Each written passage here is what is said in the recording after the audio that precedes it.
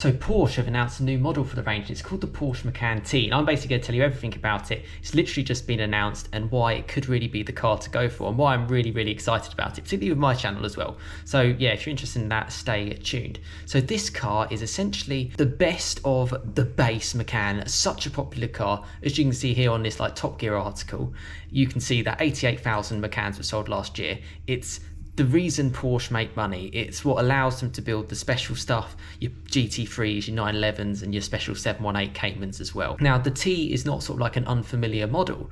They have it in sort of like the 911 range and the 718 range, and it's proved really popular. It's essentially a base spec car, so like a base engined car with all the options of a higher specified car.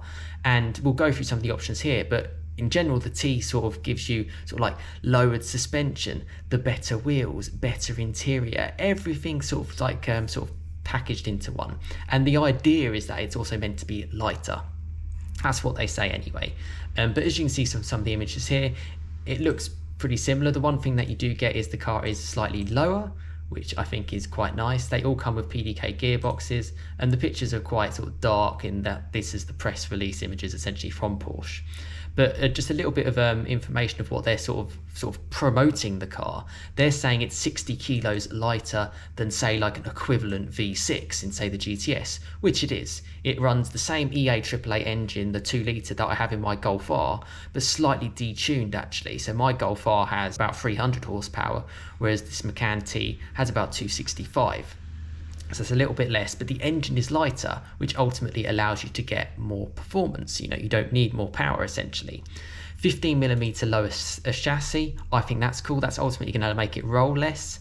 It's very cool. It has their extremely good PASM, Porsche Adaptive Suspension Management System.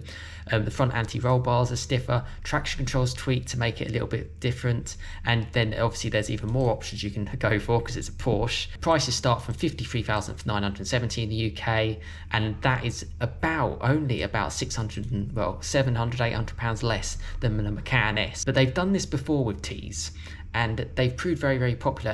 And the one thing I strongly will say about Porsche is they really hold their money well, so well, and they are so popular. So it's a really intriguing car actually, the T, and I quite like that unique kind of feel about it. But let's go through and actually configure it. So on the Porsche website, here are the Macans available. You've got the base Macan at 48,970, you've got the Macan T at 53,970, you've got the Macan S at 54,630, and you've got the range topper, which is actually the Macan GTS at 66,100. Now, one of the big things about the Macan GTS is that it had lowered suspension and everything.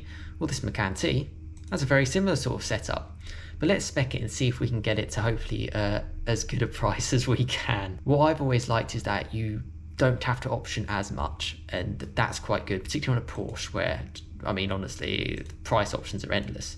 Black and white, that's all you can go for.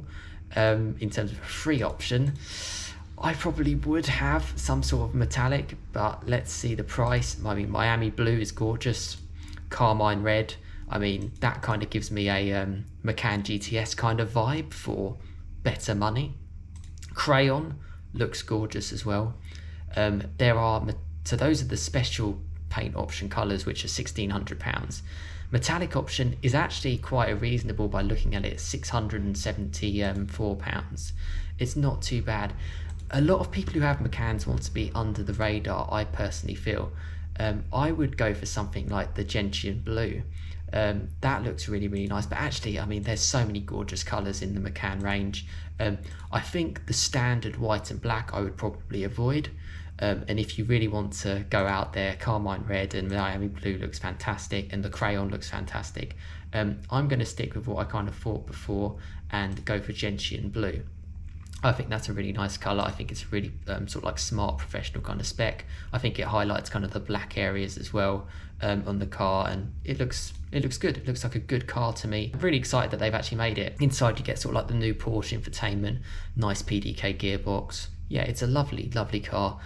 Stopwatch on the front as well, a little bit more intense as well, a little bit more family orientated, which is nice. Now that the wheels are an option anyway, is there really any point of sort of upgrading them? I'm not too sure. I mean, 20s, do you really want anything bigger than a 20-inch wheel? I mean, you can go for these ones. I mean, they look nice, don't they?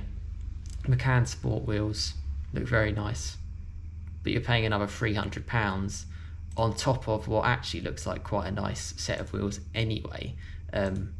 So I'd possibly, I don't know, what should we go for? Standard wheels or those? That kind of reminds me, I don't know why, of like RS Cosworth. Actually, that does look good. And for only £400, I think go for it. And this is where the T and stuff like the GTS sort of come into their own because they're packaged so well. Wheel accessories, I mean, I just think leave it. Interior, we'll have to go inside the car to see that. I mean, it's a very subtle interior, let's be honest. I'm sure you can go for like different leather, different colours. I mean, it's a Porsche, isn't it? You could go to absolute town. I quite like it as it is, but that's just me. You can choose what you want. GTS sport seats, 8-way, adjustable. Do you need any more adjustment? I would probably say no. But if you want 14-way or 18-way, spend an extra £1,000 for that. Exterior, I wouldn't bother with any of that. Macans with panoramic roofs, I think it's nice. I don't think it's a necessity. Again, nice to have, but I often find that with pan roofs, they can sometimes cause more problems than they're worth. They add more weight up high, and as you can see from Porsche's press release, what they're quoting is the weight savings. That's what they're saying is the big thing. You add a glass panoramic roof, you're adding weight, and you're adding weight up high. So I would go without that personally. For reference to on the weight saving side of things, this Macan T is no lighter than a normal Macan. It's just saying, a base Macan. It's just saying that it's lighter than a car's up the levels, basically. I can vouch for the AAA engine that it has, the 2-litre. I think it's brilliant, and yeah, it's better than you think. 7-speed, that's what you get. You can go for all of the different sort of 75-litre fuel tank might not be the worst option in the world. I think it's 64 as standard. Gives you that little bit more range, only for £84. I don't see why you probably wouldn't want to go for that, actually, just to give you the range. PS CBs, they're not Porsche carbon ceramics. They're like, I can say it, they're cast iron. They have a different caliper in them as well, and they're obviously a lot bigger, 6-piston stoppage power. But although they last slightly longer than your standard steels, to actually get them replaced are very expensive, not too far off your full ceramics. Stick with the normal brakes, basically, for now. That's new technology, and I wouldn't really go for it. PDLS, those lights are nice. I don't know how much that changes things. I mean, £320, main beam with Porsche Dynamic Light System Plus. So yeah, the optional lights could be quite good, but I think the PASM suspension as standard is the big thing, because that's what a lot of people can kind of look for. Tinted LED lights. I don't know. I'm quite liking my spec. I'll be completely honest. I might actually even consider going for this car. It's like literally that kind of level for me. I love them. Obviously, the options are endless, and I've heard that like the Race Tech leather, that can be quite good as well. Carbon, absolutely endless. Standard features, this is what you get from standard in the Macan T.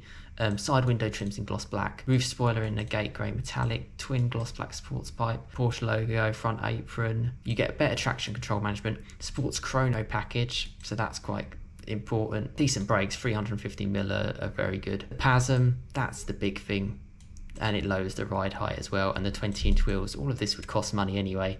And you get the PDLS as standard as well. You can just get an upgraded version, I think, of the PDLS. Technical data, 265 brake horsepower, 195 kilowatts, 400 newton meters of torque, which is about 295 pound-feet. Plenty quick enough. It's not the lightest of cars, but it's not the heaviest either. You're looking at about 2 tons. And that's it. Warranty 3 years. Servicing is flexible, 2 years every 20,000 miles. There you go. That's your Macan T. There's your summary of it. I think it's a brilliant looking car. Really looking forward to it. And yeah, let me know what you think in the comments. Give this video a like if you enjoyed this type of content. And please like the video, as it really does help me to produce more videos, and I really do appreciate the support.